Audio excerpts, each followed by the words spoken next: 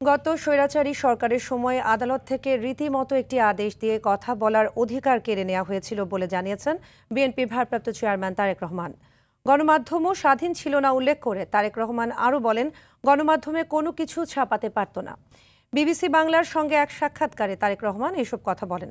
এ সময় নির্বাচন, জাতীয় ও রাজনীতি সহ বিভিন্ন বিষয়ে কথা বলেছেন তিনি। স্বৈরাচার সরকারের সময় কোর্ট থেকে রীতিমতন একটা আদেশ দিয়ে আমার কথা বলার অধিকারকে বন্ধ করে দেওয়া হয়েছিল। আমি যদি গণমাধ্যমে কিছু বলতে চাইতাম, হয়তো গণমাধ্যমের ইচ্ছা ছিল ছাপানোর, গণমাধ্যম সেটি ছাপাতে পারত না। আমি একবার প্রেস ক্লাবে কথা বলেছিলাম, তখন পরের দিন দেখলাম যে প্রেস ক্লাবে তখনকার যেই প্রেস ক্লাবের যারা সদস্য ছিলেন বা কমিটি ছিল, তারা তাদের মিটিং ডেকে একটি সভা করে তারা সিদ্ধান্ত নেয় যে তখন আমাকে আইনের দৃষ্টিতে ফেরারি বলা হয়েছিল।